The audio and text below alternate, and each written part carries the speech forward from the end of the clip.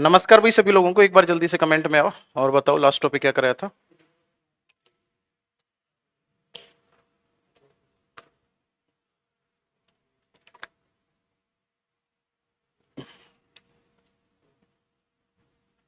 यार चेक करना, ब्राइटनेस ज्यादा है क्या? ये आज पूरा वाइट वाइट हो रखा है, इस वजह से लग रही है।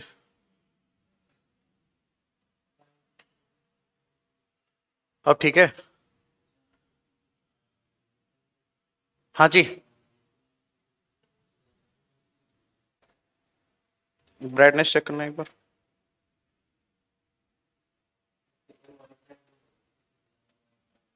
हाँ,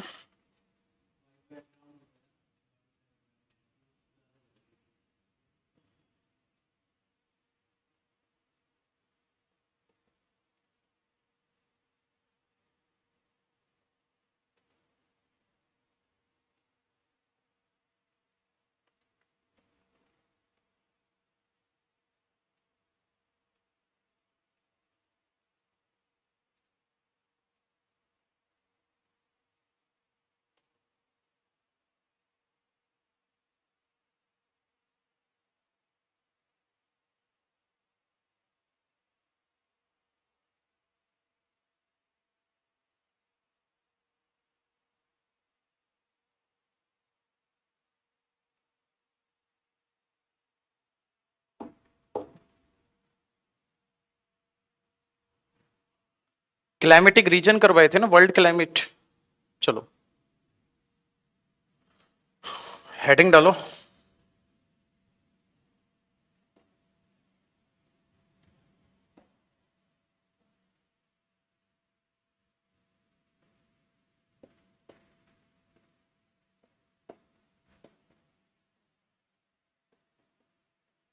climatic reason of the world, ये मेन टॉपिक हो गया आपका। और इसी मेन टॉपिक में देखना, इसमें कितने हो गए थे टोटल, कितना एक्सटेंशन तक करवा दिया था मैंने।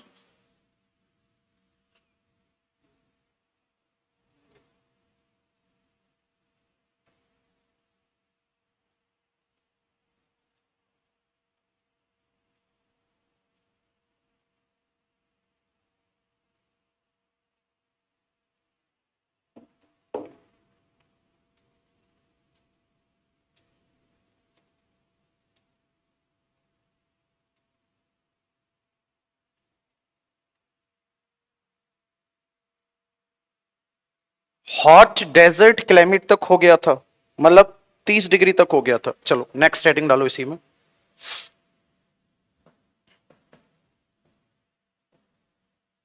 मेडिटेरेनियन क्लाइमेट,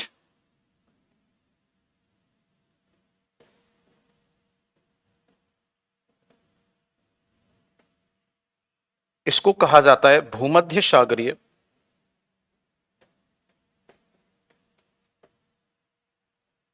इसको कहा जाता है भूमध्य सागरीय जलवायु। मेडिटेरेनियन क्लाइमेट की अगर हम बात करेंगे तो ये कहां पाई जाती है, तो आपका आंसर होगा found between 30 degree to 40 degree latitude. ठीक है ना, ये कहां पाई जाती है, तो आपका आंसर क्या होगा, ये पाई जाती है 30 से 40 डिग्री, 30 से 40 डिग्री अक्षांशों के मध्य पाई जाती है।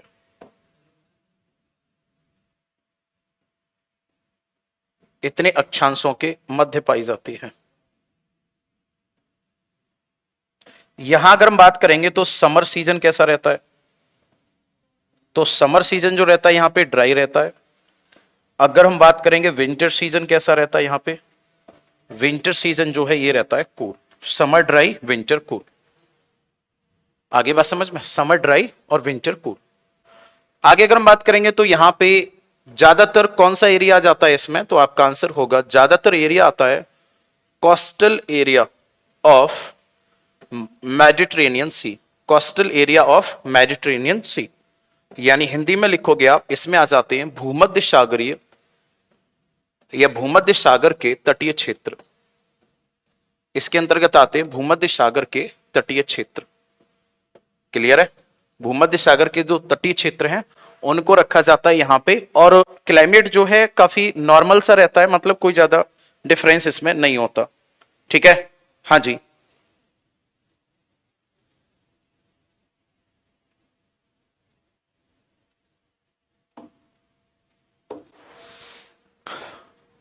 इसके साथ साथ अगर आप बात करोगे ये क्लाइमेट और कहां पाई जाती है, तो और इसमें एरिया लिखना चाहो तो लिख लो।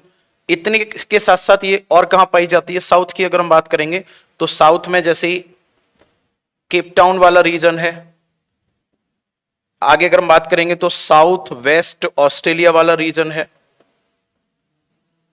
ठीक है ना? केप टाउन हो गया, साउथ वेस्ट ऑस्ट्रेलिया हो गया, उधर भी ये वाली जलवायु पाई जाती है। नोट करो इसको जल्दी से, फिर आगे 5th नंबर पे आ जाते।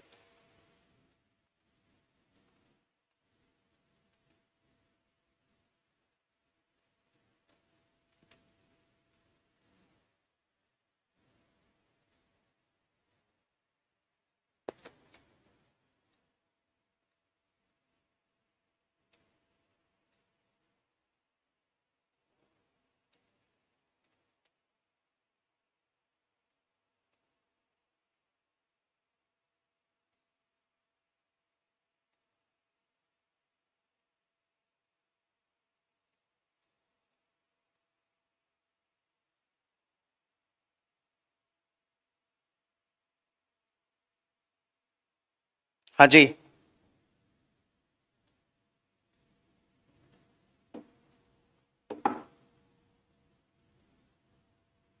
हो गया। नेक्स्ट हेडिंग डालो अब आप। अगला हेडिंग होगा इसी में, टेम्परेट ग्रासलैंड और स्टेपीज। 5th नंबर पे लिखो अब आप, टेम्परेट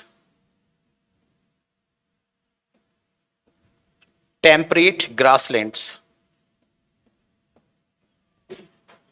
टेम्परेट ग्रासलैंड और स्टेपिंग। देखो इसमें क्या क्या आएगा, ये एरिया कौन सा होता है, तो आपका आंसर होगा इसके लिए रीजन की अगर हम बात करेंगे तो रीजन कौन सा होता है, यहां पे रीजन आएगा 40 से लेकर 55 डिग्री तक का रीजन होगा। आगे अगर हम बात करेंगे यहाँ पे टेम्परेचर कितना रहता है, तो आपका आंसर होगा, टेम्परेचर की अगर हम बात करेंगे तो टेम्परेचर रहता है यहाँ पे लगभग 13 से लेके 15 डिग्री सेंटीग्रेड।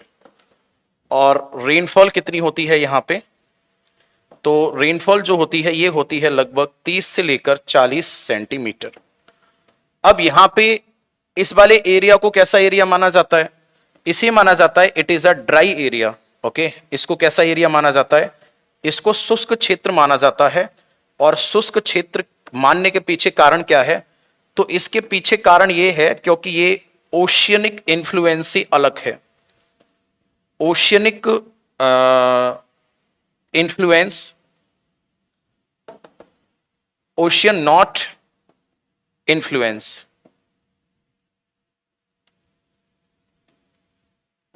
इसको महासागर प्रभावित करते हैं, तो आपका आंसर क्या होगा, इसे महासागर प्रभावित नहीं करते हैं, महासागर प्रभावित नहीं करते हैं।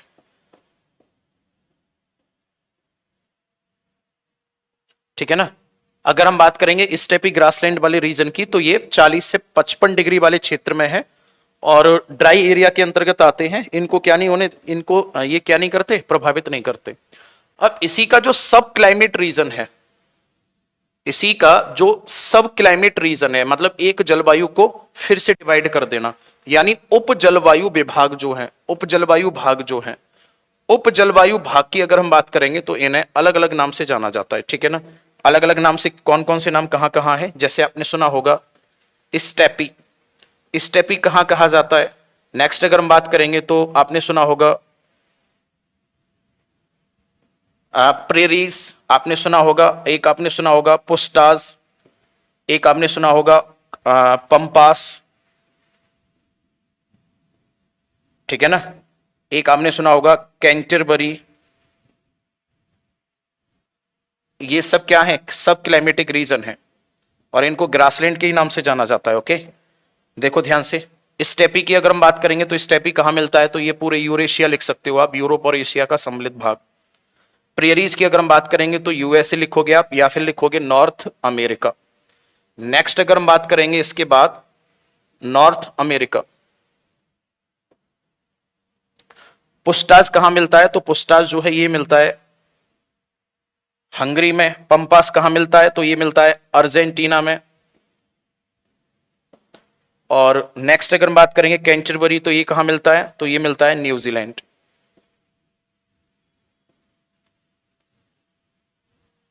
नोट कर दो इसको जल्दी से, क्लाइमेटिक रीजन को। रेनफॉल सेंटीमीटर में कैसे मेजर करते हैं, एक इंस्ट्रूमेंट होता है जिसको कहा जाता है रेन गेज। तो रेन गेज की मदद से उसको इंस्ट्रूमेंट से इसको क्या नाम है मापा जाता है।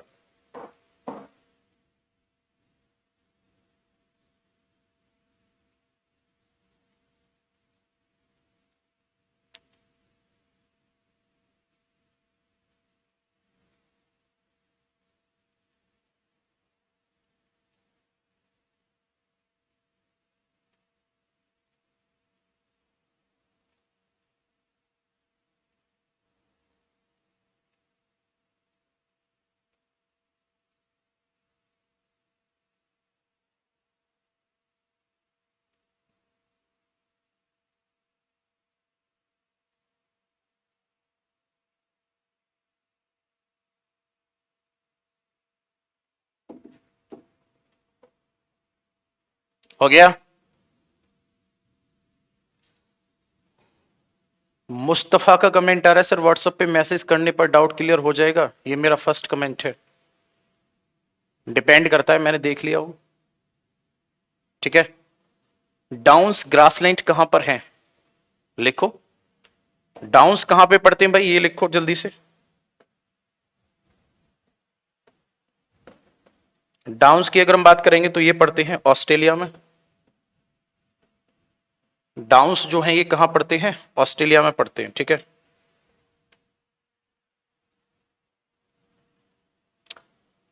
हाँ, एक और चीज बताने वाला था मैं यार, मैं जो रक्षाबंधन थे तब से मैं घर ही नहीं गया हूं, तो 5% पॉसिबिलिटी है कि मैं आज रात को निकल जाऊं। ठीक है। तो अगर मैं आज रात को निकलता हूं तो 2 दिन की आपकी छुट्टी हो सकती है, पॉसिबिलिटी है 5%। 90% मतलब 95% ना के बराबर है, क्योंकि लंबा टाइम हो गया यहाँ पे। अब बार बार मन में आ रहा है निकल जाऊं, फिर लग रहा है कि अब दीपावली आने वाली है 14-15 दिन बाद, तभी निकला जाए।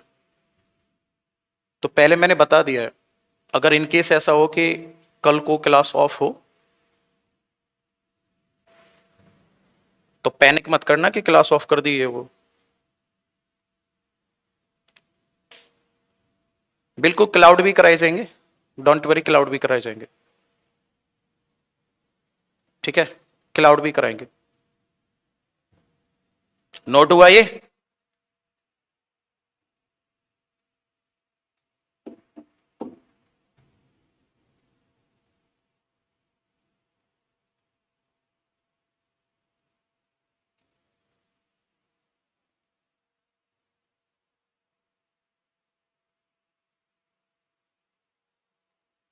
और आपके लिए कंटेंट तो यार इतना है, डेली के डेली एनवायरमेंट का भी है, ज्योग्राफी का भी है। अब तो आप ये मान के चलो आपके पास दुगुना है।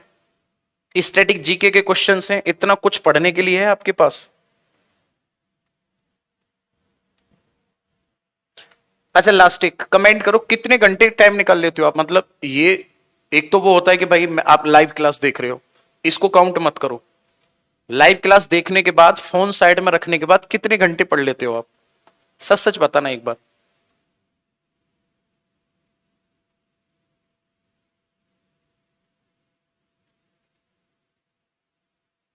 मतलब मैं क्या कह रहा हूं, मेरी बात को ध्यान से सुन लो। लाइव क्लास देखने के बाद, एक तो ये हो गया भाई, 2 तरीके से पढ़ाई होगी कि एक तो ये कि मेरे हाथ में फोन लगा हुआ अभी भी मैं लाइव देख रहा हूं, तो ये भी काउंट कर रहा हूं ना। फोन साइड में रखने के बाद ओनली ऑफलाइन वाली स्टडी हम कह सकते हैं, मतलब टेबल स्टडी जो है आपकी, कितने घंटे।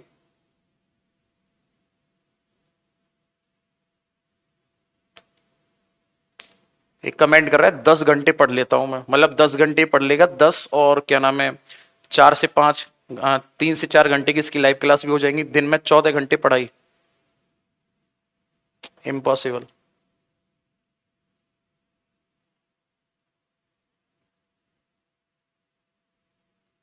लाइव क्लास करने के बाद रेगुलर अगर 3 से 4 घंटे भी पढ़ लोगे ना तो सिलेक्शन ले लोगे। 10 घंटे बहुत होते हैं, ब्रेन है कोई मशीन नहीं है। बट रेगुलरिटी में अगर आप पढ़ते रहोगे ना 3 से 4 घंटे काफी, मतलब जितना करवाए जा रहा है डेली के डेली अगर आप रिवाइज करते चलोगे 4 से मैक्सिमम 5 घंटे मान लो, इससे ज्यादा नहीं हो पाता। नेक्स्ट लिखो अब आप इसके बाद जो नया क्लाइमेटिक रीजन है उसको पढ़ते हैं।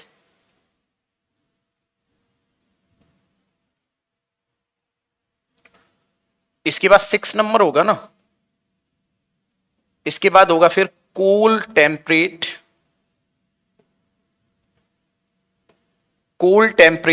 Continental climate.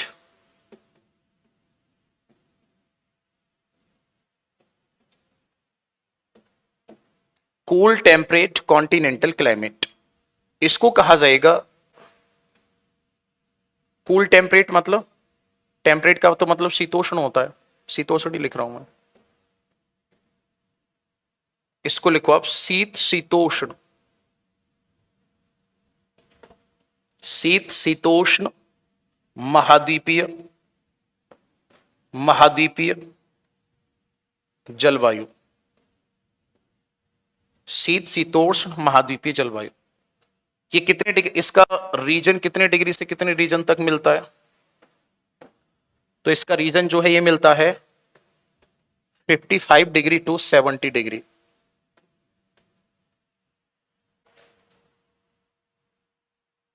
इतना ही होगा ना, लास्ट वाला 55 ही था ना।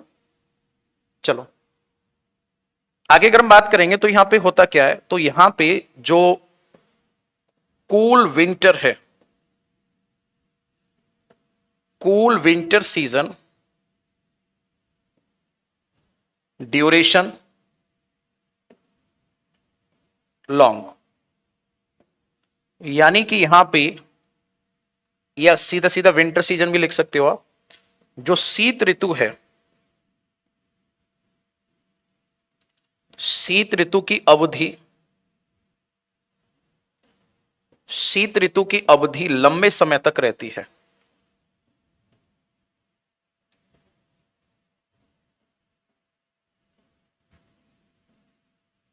शीत ऋतु की अवधि जो है इसमें लंबे समय तक रहती है। बात क्लियर है यहां तक?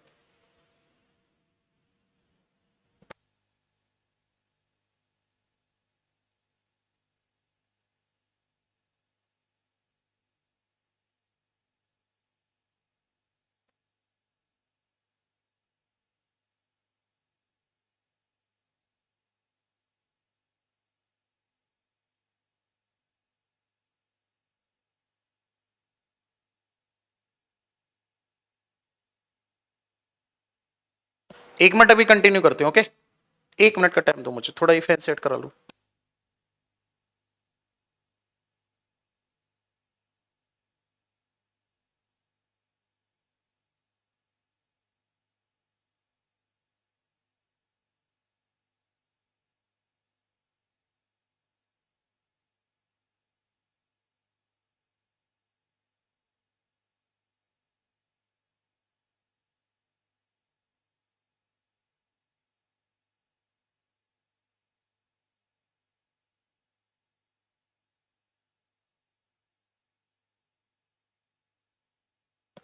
हाँ जी, तो यहां पे शीत ऋतु विंटर सीजन जो है क्या होता है, विंटर सीजन जो है लंबे समय तक चलता है, ठीक है ना। शीत ऋतु की अवधि की अगर हम बात करेंगे तो ये लंबे समय तक रहती है, ठीक है। अब अगर हम आगे बात करेंगे यहां पे समर सीजन की, तो समर सीजन का टेम्परेचर कैसा रहता है? समर सीजन की अगर हम बात करेंगे यहां पे तो आप खुद समझदार हो, समर का टेम्परेचर जो कैसा रहेगा, समर टेम्परेचर डाउन या समर टेम्परेचर लो रहता है। यानी कि यहां पे ग्रीष्म ऋतु का भी ताप कैसा रहता है? यहां ग्रीष्म ऋतु की अगर हम बात करेंगे तो ग्रीष्म ऋतु का ताप कम रहता है। अब क्योंकि यहां पे ये लंबे टाइम तक रहता है, ये वाला क्या नाम है, जो विंटर सीजन है लंबे टाइम तक चलती है, तो यहां पे इस वाले रीजन में कुछ फ्रोजन ग्राउंड भी पाए जाते हैं। यहां पे क्या पाए जाते हैं? कुछ फ्रोजन ग्राउंड भी पाए जाते हैं। ओके, मतलब कि यहां पे फ्रोजन ग्राउंड का मतलब समझ रहे हो? मैं क्या कह रहा हूं, समझ रहे हो ना? फ्रोजन ग्राउंड का मतलब याद नहीं आ रहा मुझे, एक बार कमेंट करके बताना। एनवायरमेंट में पढ़ा है मैंने कि जब जमीन के अंदर बर्फ जम जाती है तो उसे क्या कहा जाता है? गौरंग का सबसे पहले आंसर आया, वेरी गुड। Comment fast. जमीन के अंदर जो बर्फ जम जाती है उसे क्या कहा जाता है? अब देखना यह होगा कि कितने लोग सही आंसर करते हैं। ठीक है, पूरी क्लास सही आंसर कर देती है तो फिर मैं मान लूंगा कि तुम भी ठीक कहते हो, तुम्हारा भी गुस्सा करना जायज है। ऐसी बात नहीं यार, मेहनत तो करते हो तुम लोग, दिख रहा है कमेंट में। Very good, good.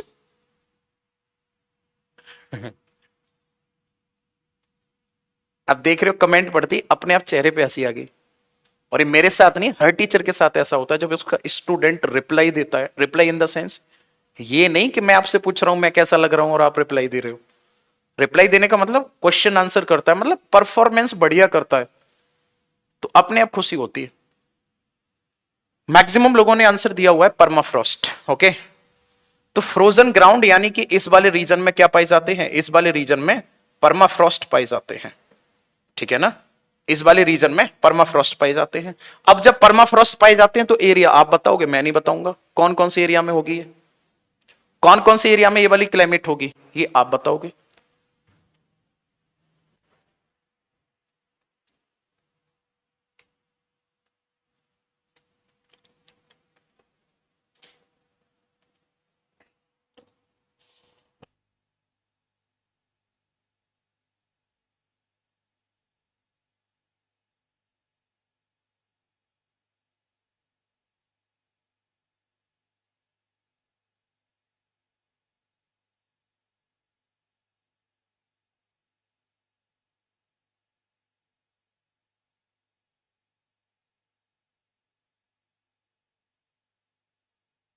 हाँ जी, Canada, Alaska, Greenland, very good. और नॉर्वे और रसिया वाला रीजन आ जाएगा।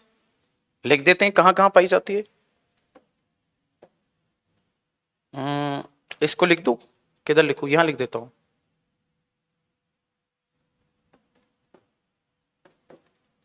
अलास्का है, रसिया है, कनाडा हो गया, ग्रीनलैंड हो गया। अब अच्छा मुझे ये बताओ, सदर्न हेमिस्फीयर में ये वाली पाई जाएगी ना? क्यों? क्योंकि इतने डिग्री पर, कितने डिग्री पर? 55 डिग्री से लेकर 70 डिग्री के आसपास वाले रीजन में, सदर्न हेमिस्फीयर में लैंड एरिया ना के बराबर है। आगे बात समझ में? तो ये मेनली कहां पाई जाती है? तो हम यहां लिख सकते हैं कि हम यहां लिख सकते हैं इसमें मेनली कहां पाई जाती है, तो आपका आंसर होगा mainly found in northern hemisphere, mainly found in northern hemisphere। ठीक है ना, ये मुख्य रूप से कहां पाई जाती है? ये मुख्य रूप से उत्तरी गोलार्ध में पाई जाती है।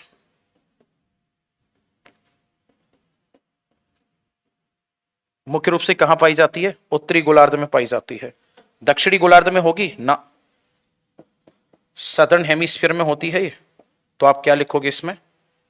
सदर्न हेमिस्फीयर में होती है ये, तो आपका आंसर होगा क्या क्या लिखोगे यार? बहुत कम पाई जाती है। सदर्न हेमिस्फीयर की अगर हम बात करेंगे तो इसमें क्या पाई जाती है? बहुत कम।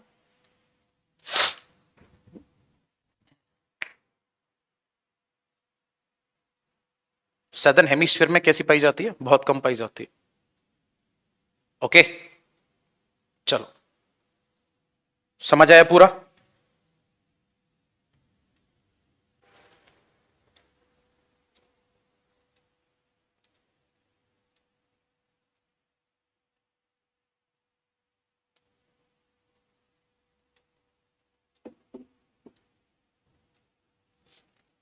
अब कौन सा बच्चा? आर्कटिक या पोलर?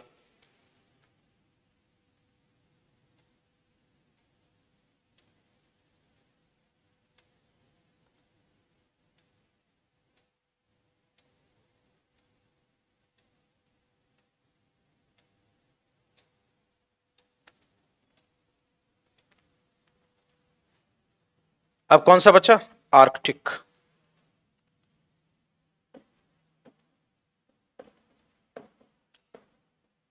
आर्कटिक और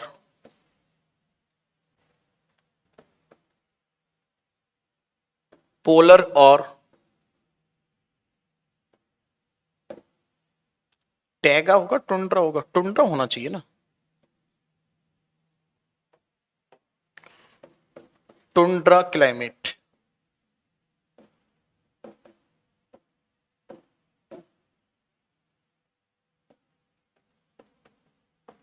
आर्कटिक जलवायु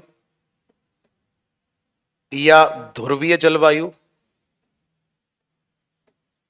आर्कटिक जलवायु या ध्रुवीय जलवायु या कौन सी जलवायु, या फिर टुंड्रा जलवायु।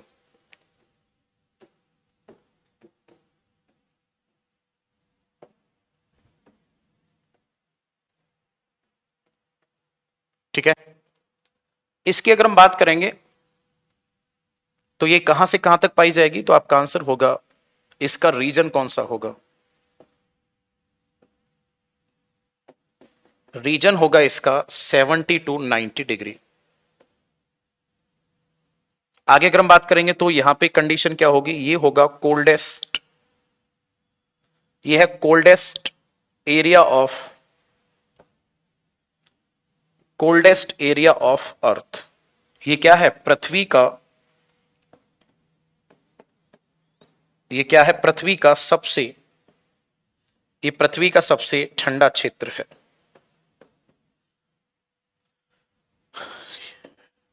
और ठंडा क्षेत्र है तो इसका और क्या इफेक्ट है, ये पूरे साल क्या रहता है? स्नो कवर्ड, यानी कि बर्फ से ढका रहता है। ये पूरे साल क्या होता है? बर्फ से ढका रहता है। आगे बात समझ में? इस वाले एरिया की अगर हम बात करेंगे तो यहाँ पे ये पूरा का पूरा बर्फ से ढका रहता है। और ये इस वाले एरिया में ट्री पाए जाते हैं ना, ये है ट्रीलेस एरिया। ठीक है ना, यानी कि यहां पर पेड़ पौधे नहीं होते हैं। यहां पेड़ पौधे होते हैं? नहीं होते, पेड़ पौधे नहीं होते हैं। पेड़ पौधे होते हैं यहां पे, पेड़ पौधे यहां पे नहीं होते हैं।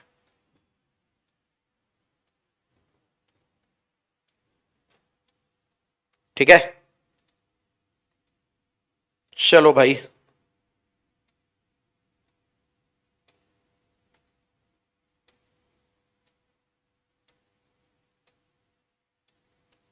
ये पूरा हो गया।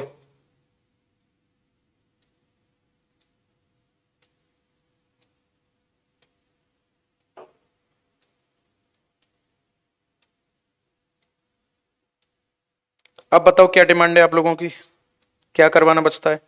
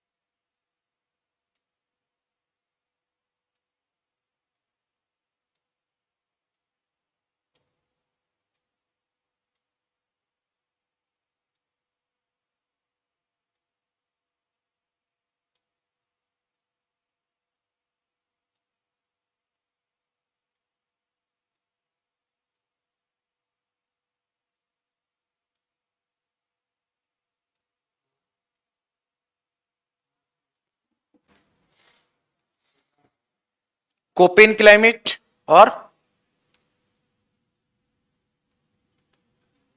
कोपेन का क्लासिफिकेशन पढ़ाना है, मानोगे नहीं, सब पढ़ोगे हैं?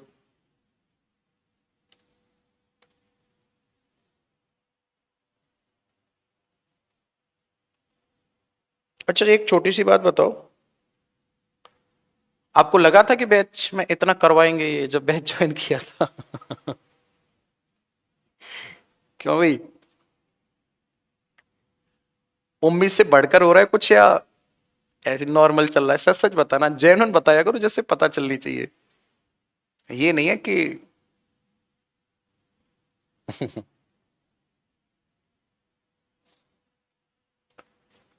आकाश का कमेंट आ रहा है, सर कुछ चैप्टर तो पहली बार पढ़ रहे हैं। अच्छा ठीक है। सचिन का कमेंट आ रहा है, नहीं सर लगा ही नहीं था इतना करवाएंगे। Thank you. विश्वास था पर अच्छा तो करवाएंगे ही।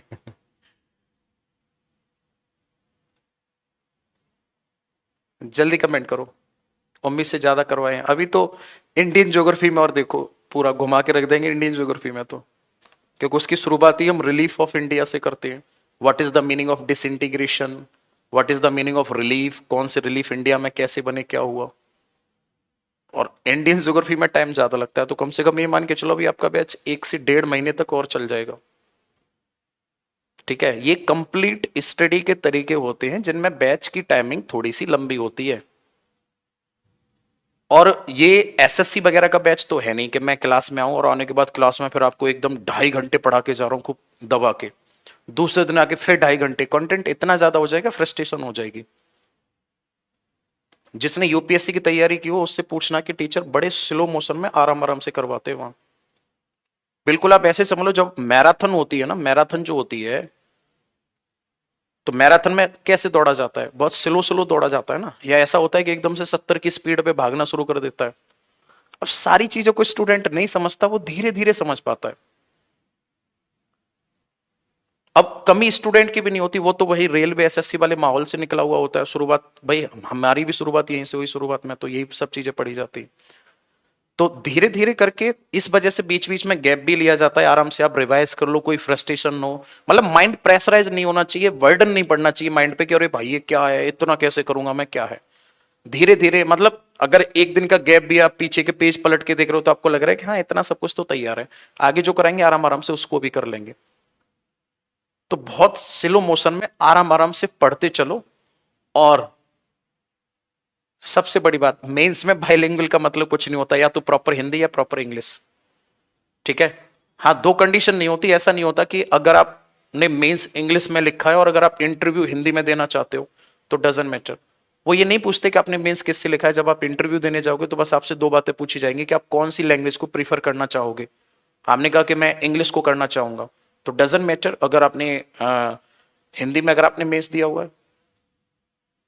और अगर आपने हिंदी में मेंस दिया हुआ है और आपसे वो पूछेंगे कि कौन सी आप भाषा का चयन करना चाहोगे, आप हिंदी बोल सकते हो। तो ऐसा नहीं है कि वो, और इंग्लिश पूछी भी जाती है ना तो वो इंग्लिश में बात जो करते हैं वो ऐसा नहीं है कि शशि थरूर वाली इंग्लिश होती है जो आपको डिक्शनरी लेके जानी पड़ेगी, उसमें सर्च करनी पड़ेगी कि कौन सा बुकैब का क्लू छोड़ दिया इन्होंने।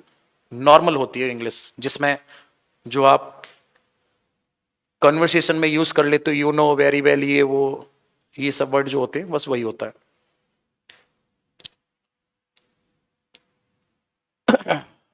आज कोशिश करते हैं 6 बजे करीब, आप एक बार चेक कर लेना, वो जो एनालिसिस वाला जो पार्ट था उसको कंप्लीट करते हैं। जो मैं बता रहा था ना, क्वेश्चंस को एक बार एनालाइज भी हो जाएंगे इसी बहाने, ये भी पता चल जाएगा क्वेश्चंस कैसे आते हैं।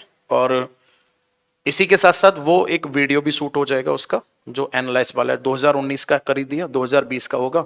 दुआ करो जब आप पेपर देने जाओ तो और बढ़िया हो।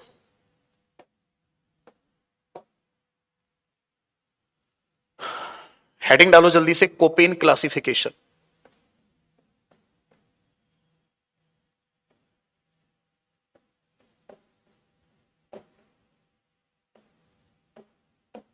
Koppen classification. मैं हमेशा आपको एक बात कहता हूं, मैं तो कभी नहीं कहता हूं यार, आपको क्लास में आने के बाद मैंने एक ही वर्ड बोला होगा, आप सब भाई बहन जैसे हो, रहोगे हमेशा। लेकिन ना मैं कभी आपसे ये कहता कि एहसान कर दिया आपके ऊपर, कुछ पढ़ा दिया ज्यादा, तो पूछना अलग बात होती है और एक एहसान दिखाना अलग बात होती है।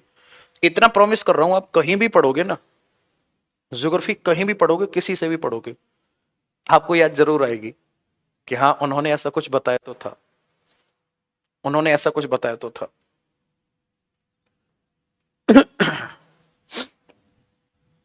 बात ये थी कि पूरे के पूरे वर्ल्ड पे क्लाइमेटिक जोन को कैसे डिवाइड किया जाए।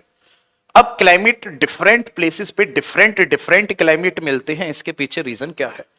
इसके पीछे रीजन ये है क्योंकि मानकर चलो ये अर्थ है और इस अर्थ में ये लगातार, मानकर चलो ये हमने इसको डिवाइड कर लिया, तो सन की पोजीशन, सन है, इधर अर्थ टिल्ट है, इधर अर्थ ये वाला मोशन भी कर रही है, इधर अर्थ ये वाला मोशन भी कर रही है, हाँ या ना? तो अर्थ के दो तरह के मोशन हो गए, बात क्लियर है यहां तक? अर्थ के दो तरह के मोशन हो गए, अर्थ टिल्ट भी है अपनी एक्सिस पर। इन दोनों कारणों से सन और अर्थ की पोजीशन में लगातार क्या आता है? चेंजेस आते हैं। तो जब सन और अर्थ की पोजीशन में लगातार चेंज आएंगे तो इसके चेंज आने से यहां पे टेम्परेचर जो होगा, यानी टेम्परेचर क्यों, अब तो हम ज्योग्राफी का वर्ड बोलेंगे इंसोलेशन।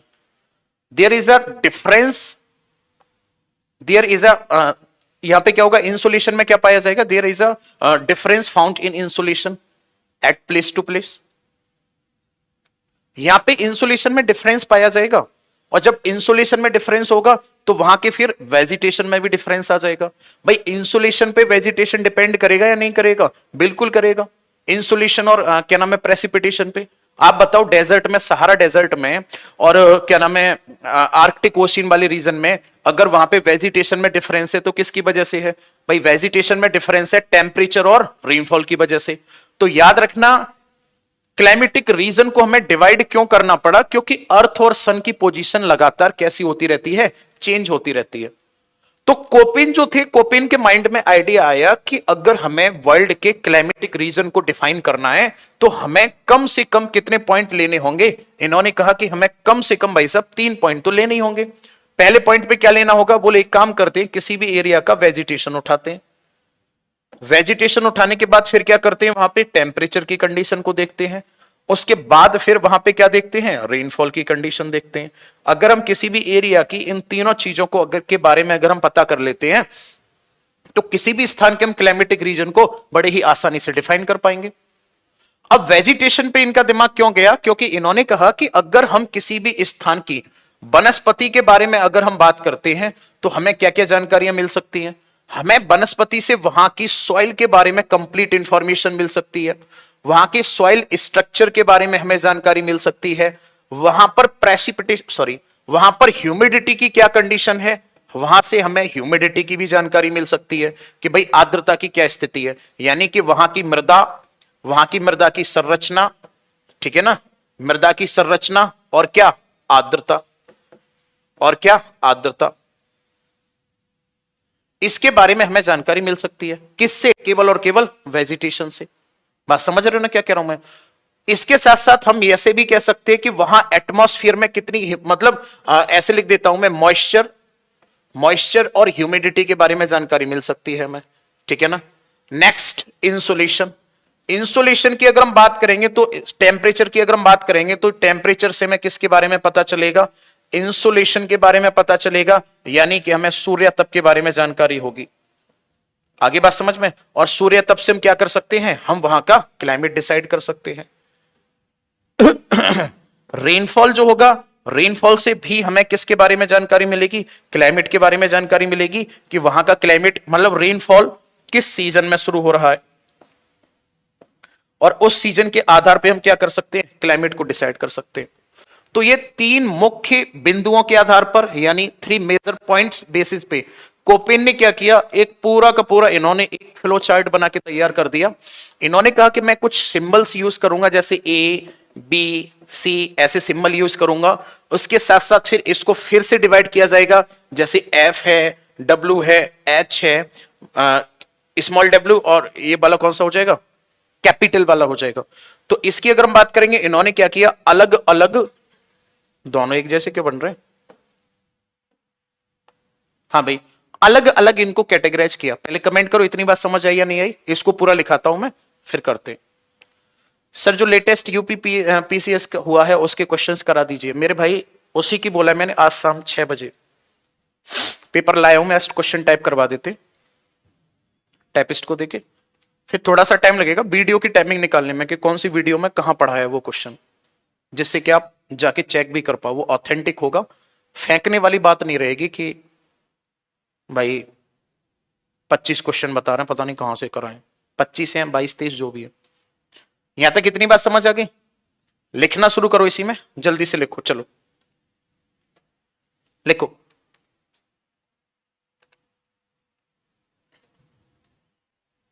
लिखो जल्दी से। Koppen, Koppen classified climatic reason, Koppen classified, Koppen classified climatic reason, climatic reason, classified climatic reason, Koppen classified climatic reason, classified climatic region on the basis of following points, on the basis of following points या on the basis of following criteria। Koppen ने जलवायु का वर्गीकरण, Koppen ने जलवायु का वर्गीकरण निम्नलिखित बिंदुओं के आधार पर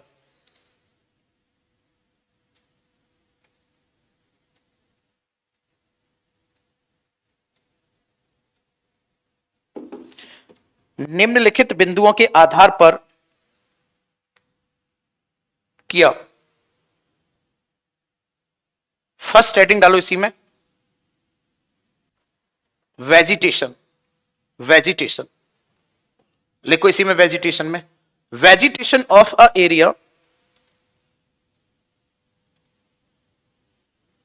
वेजिटेशन ऑफ अ एरिया, ऐसे लिखो, by vegetation of a area, why vegetation of a area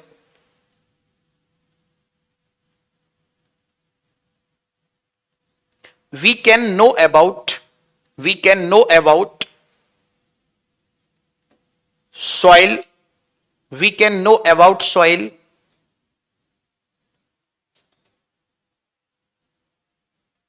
we can know about soil, we can know about we can know about soil, humidity, soil humidity, soil humidity and amount of amount of insulation, amount of insulation। वनस्पति से हमें किसी भी स्थान की मृदा, वनस्पति से हमें किसी भी स्थान की मृदा, किसी भी स्थान की मृदा, कॉमा,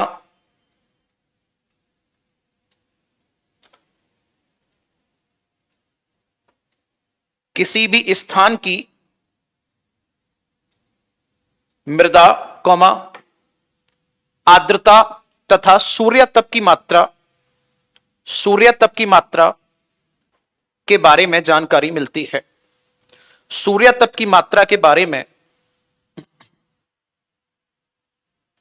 सूर्य तप की मात्रा के बारे में,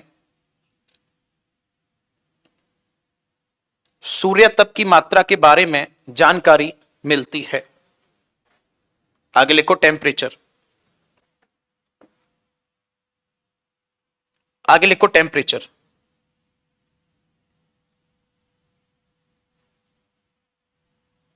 लिखो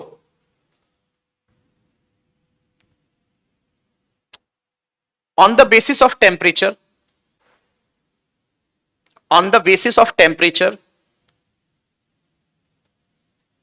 on the basis of temperature, isothermal line decided, isothermal line decided,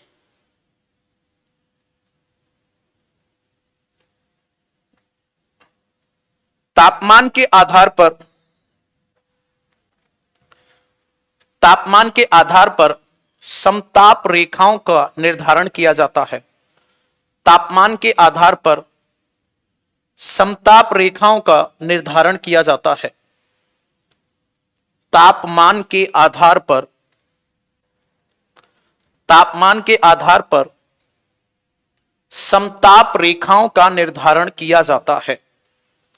समताप रेखाओं का निर्धारण, समताप रेखाओं का निर्धारण किया जाता है।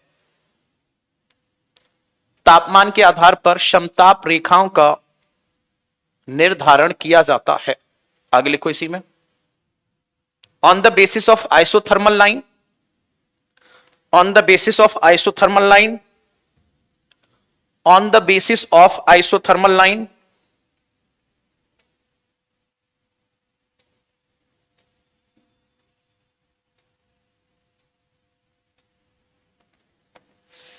on the basis of isothermal line, climatic zone define, climatic zone divided,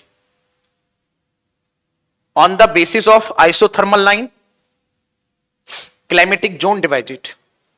For an example, 18 degree cent 18 degree Celsius, 18 degree Celsius, Celsius होगा सेंटीग्रेड, सेंटीग्रेड होगा, 18 degree centigrade isothermal line, 18 degree centigrade isothermal line divide tropical and subtropical, tropical and subtropical climatic region, tropical and subtropical climatic region, tropical and subtropical climatic region. Hindi में लिखो, समताप रेखाओं की सहायता से, समताप रेखाओं की सहायता से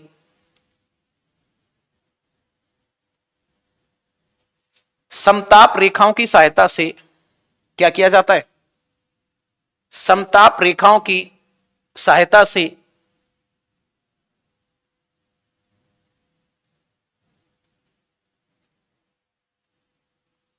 समताप रेखाओं की सहायता से जलवायु प्रदेशों का निर्धारण किया जाता है, जलवायु प्रदेशों का निर्धारण किया जाता है।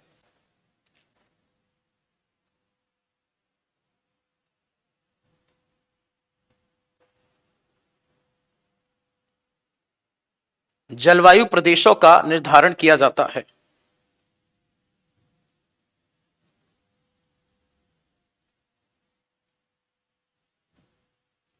ठीक है, क्या किया जाता है? जलवायु प्रदेशों का निर्धारण किया जाता है। जैसे 18 डिग्री सेंटीग्रेड, 18 डिग्री सेंटीग्रेड समताप रेखा उष्ण और उपोष्ण, उष्ण और उपोष्ण जलवायु क्षेत्रों का विभाजन करती है। उष्ण और उपोष्ण, उष्ण और उपोष्ण जलवायु प्रदेशों का, उष्ण और उपोष्ण जलवायु प्रदेशों का निर्धारण करती है।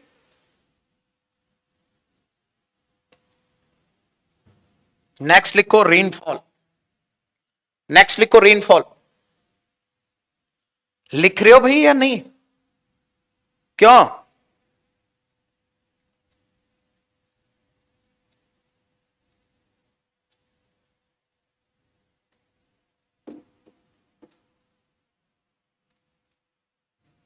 क्यों भाई?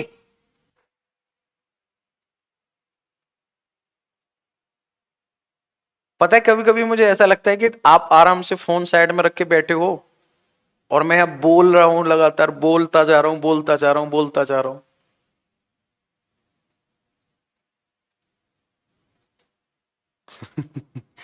ऐसा तो नहीं है। लिखना अच्छे से, आप सारी बातों को समझते हो कि मैं क्या कहना चाहता हूं आपसे और क्यों कहना चाहता हूं। नोट्स बनाने का अपना अलग फायदा होता है। आप अपने खुद नोट्स बनाओगे, छोटी छोटी चीजों को मेंशन करोगे और वो मेमोराइज रहते हैं अपने हाथ से लिखे हुए जितने भी नोट्स होते हैं। मेरे पास बहुत नोट्स रखे हुए, इतने से ज्यादा नोट्स रखे हुए मेरे खुद के। इनफैक्ट ये कि 6 या 7th क्लास में था शायद, मैं 6th क्लास में था यार। वो पहले वो मिलती थी ना, पापा को डायरिया मिलती थी ना, वो मीटिंग वगैरह में जाते थे, वहां डाइट पे मीटिंग होती थी, उसमें मैंने वो डायरिया लेके उस पर क्वेश्चन वन लाइनर लिखना शुरू किए थे। स्टैटिक जीके के टाइप के जो क्वेश्चंस होते हैं, आज भी मेरे पास वो है। वन लाइनर पॉइंट लिखता था मैं, 6 में था जब, उसमें दिल्ली को राजधानी कब बनाया गया, बंगाल विभाजन कब हुआ, ये सब एक एक करके वन लाइनर पॉइंट। तो मेरे अंदर तो नोट्स बनाने की आदत वही थी। अब समझ आता है कि वो एक तरह से नोट्स बनाना ही था कि भाई कोई भी बुक अगर अच्छी मिल रही है तो इस बुक में से भी निकाला, उस बुक में से भी निकाला, पूरे कंटेंट को समराइज करके एक पूरा टॉपिक तैयार कर दिया। ये सबसे अच्छा तरीका होता है पढ़ने का, पढ़ाने का। आप 4 से 5 बुक उठाओ, उनमें से सब में से एनालाइज करो कि कौन सी बुक में कौन सा अच्छा पॉइंट दे रखा है, एक जगह उनको सेट करो, समराइज करो उसको पूरा। समराइज करने का मतलब ऐसा नहीं है कि मौत से, जन्म से पहले उसकी मौत दिखा दी, सिस्टमेटिक वे में उसको अरेंज करो, बेहतरीन। प्रणव, 4 बार मैंने एक बात बोली थी कि जो आप कहोगे वो कराया जाएगा, जो आप कहोगे वो कराया जाएगा। तेरे अंदर इतना भी कॉमन सेंस नाम की चीज नहीं है कि जब कोपेन क्लासिफिकेशन इन्होंने शुरू करा दिया तो बीच में एयर फ्रंट कहां से आ जाएगा। भाई दो ही चीजें, या तो तेरे अंदर कॉमन सेंस नहीं है इतना, या फिर तुझे इस बात का ट्रस्ट नहीं है कि ये कराएंगे, पता नहीं नहीं कराएंगे, ये छोड़ भी सकते हैं। दोनों में से एक ही बात हो सकती है। यही कारण है कि बार बार कमेंट आ रहे हैं तेरे,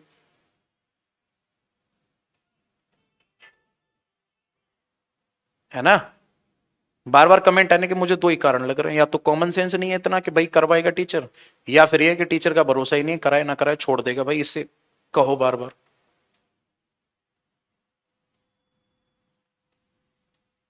रेनफॉल में लिखो, on the basis of rainfall, on the basis of rainfall, on the basis of rainfall.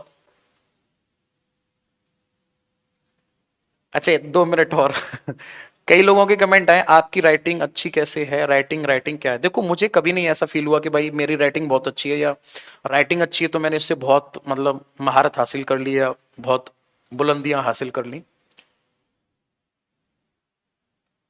Writing का यार सीन कुछ ऐसा होता है, अगर बचपन में ठीक हो जाए तो हो ही जाती है 5th क्लास तक, 5th या 7th क्लास तक। उसके बाद अगर ठीक नहीं हुई तो कोई चांस नहीं है कि वो ठीक हो जाए।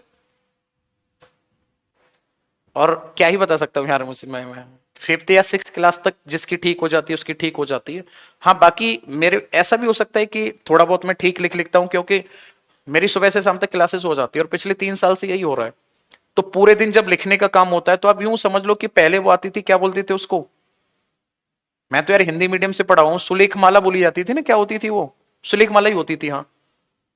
तो उस पर प्रैक्टिस करवाई जाती थी। तो आप यूं समझ लो कि टीचर की सुबह से शाम तक प्रैक्टिस चल रही है हर बैच में। और ये बात रियल हकीकत है, ये वाली बात। जब मैंने शुरू में पढ़ाना शुरू किया था तब मैं ऐसे ठीक से नहीं लिख पाता था, अभी लिख पा रहा हूं। क्योंकि वो लगभग पिछले जब से यहाँ दिल्ली में आया हूं तब से क्लासेस काफी होना शुरू हुई हैं, लगभग 10 से 12 घंटे। वहां पे जब मैं होम टाउन में था तो वहां तो मैक्सिमम 4 से 5 घंटे होती थी। तो यहाँ आने के बाद भी राइटिंग काफी इंप्रूव हुआ है मेरा। तो इससे मैं इतना ही कह सकता हूं आपसे कि प्रैक्टिस से ही सही हो सकती है, जितनी भी सही हो पाएगी। कोशिश किया करो थोड़ा सा आप स्लो लिखने की कोशिश किया करो। स्लो लिखो, बोलते ना उसको, आराम से सजा सजा के लिखने की कोशिश करो, काफी फर्क पड़ेगा।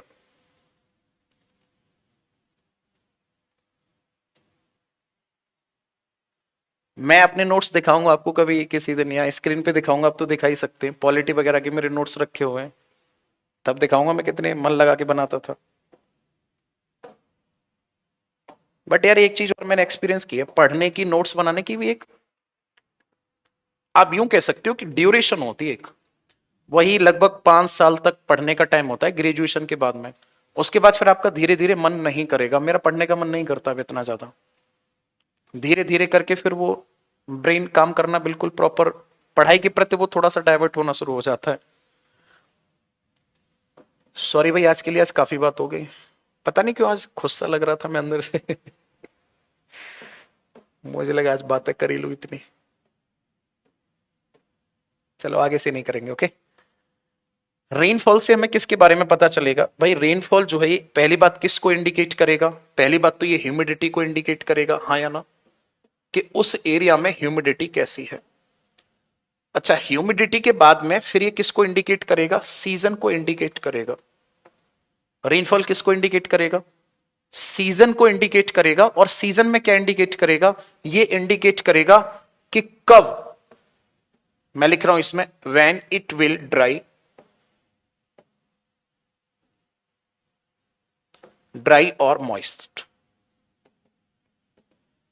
वर्षा से हमें क्या पता चलता है? वर्षा से हमें यह भी पता चलेगा कि कोई भी ऋतु जो है किस समय आर्द्र और शुष्क होगी।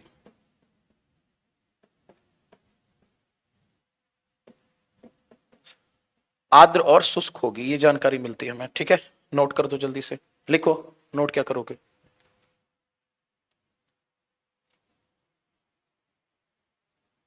रेनफॉल में लिखना है आपको। Rainfall indicate, rainfall indicate, rainfall indicate humidity, rainfall indicate humidity, comma season pattern, humidity comma season pattern, humidity season pattern, dryness और मॉइस्ट कंडीशन, ड्राइनेस और moist condition of a region. वर्षा से हमें किसी भी क्षेत्र की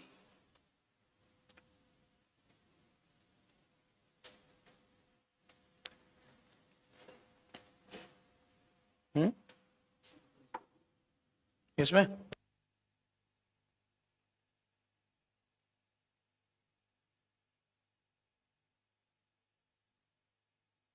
हाँ भाई, ह्यूमिडिटी किसी भी स्थान की वर्षा ऋतु, वर्षा ऋतु और शुष्कता को प्रदर्शित करती है, शुष्कता को प्रदर्शित करती है। अब एक हेडिंग डालो, हेडिंग डालो जल्दी से, सिंबल्स,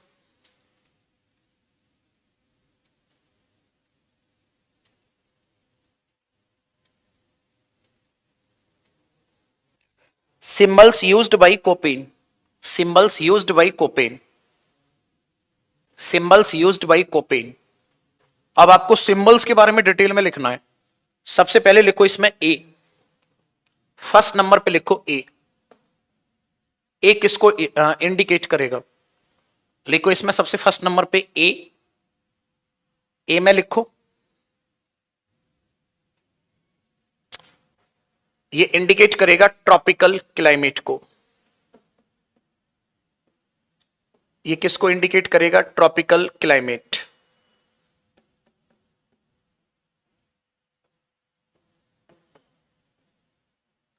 ये उष्ण जलवायु को प्रदर्शित करेगा। ठीक है ना, ये किसको इंडिकेट करेगा? उष्ण जलवायु को इंडिकेट करेगा, जो ए है।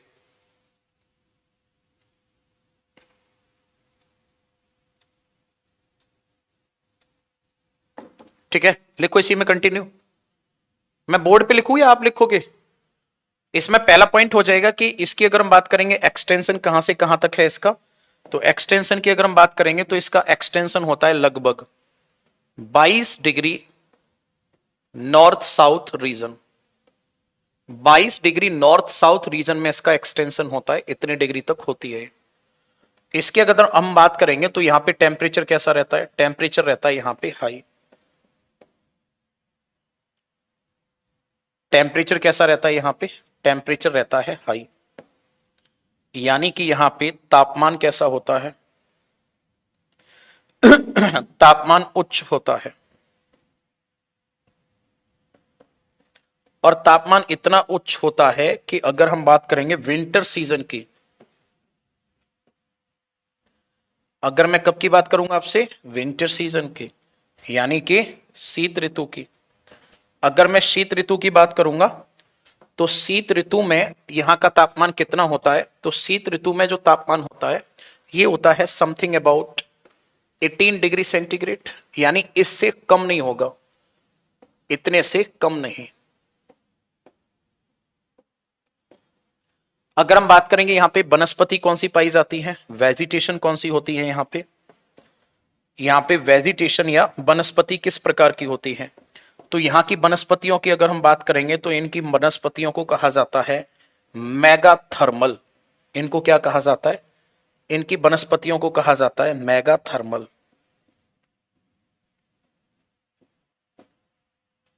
वनस्पतियों को क्या कहा जाता है? मेगाथर्मल कहा जाता है। ओके, चलो, ये ट्रॉपिकल क्लाइमेट हो गया। नोट करो इसको, फिर से इसको डिवाइड किया जाएगा ट्रॉपिकल क्लाइमेट को।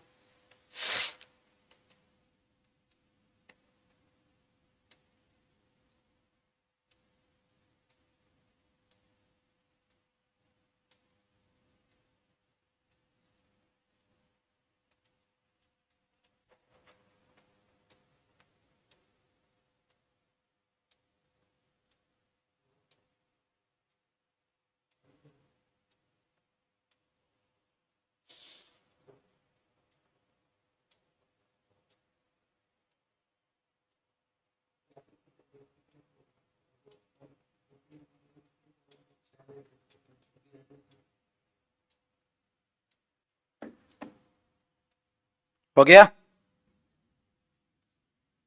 अब देखो इसी की अगर हम बात करेंगे,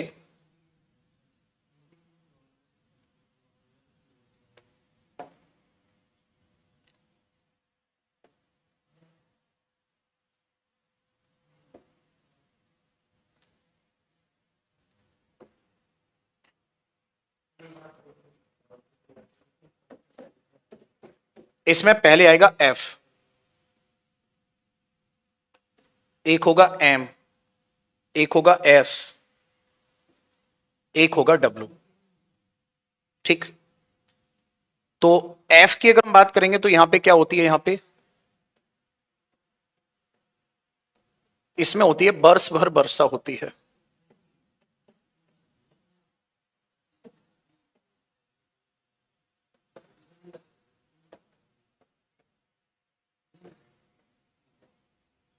रेनफॉल होल ईयर। और वर्षा की अगर हम बात करेंगे तो 250 सेंटीमीटर से भी ज्यादा होती है। अगर मैं बात करूंगा इसको एम फॉर क्या है यहां पे, तो इसको बोला जाता है मॉनसून टाइप।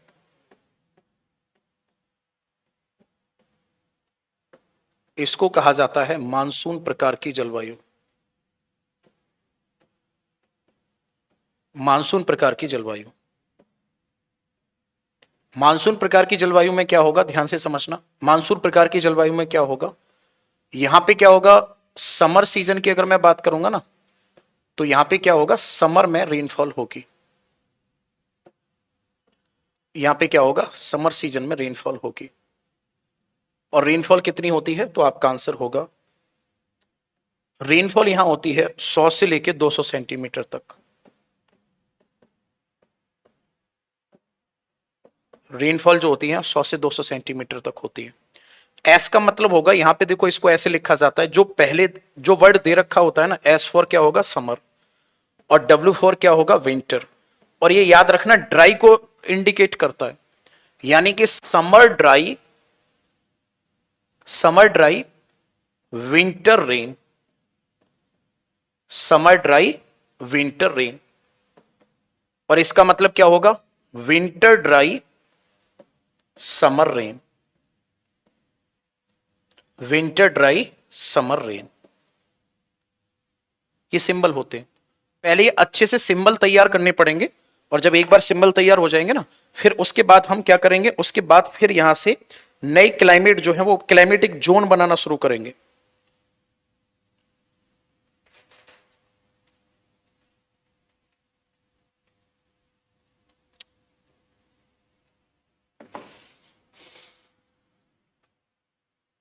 हाँ जी,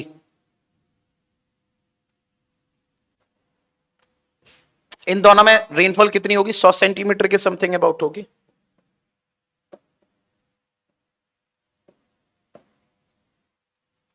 नोट हुआ?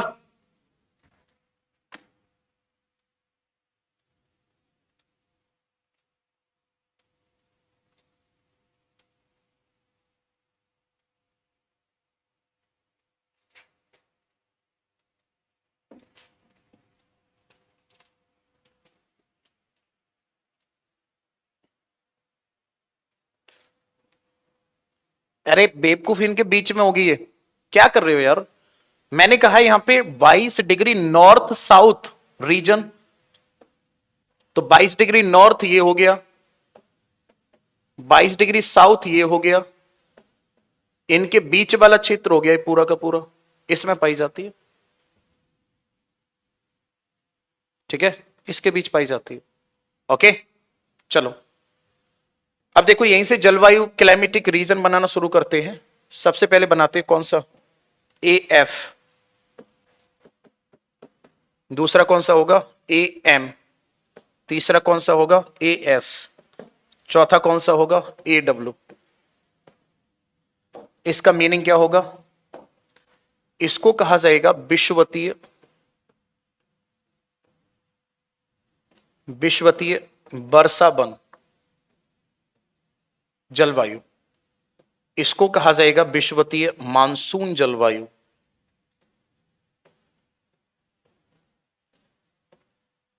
इसको कहा जाएगा शवाना जलवायु।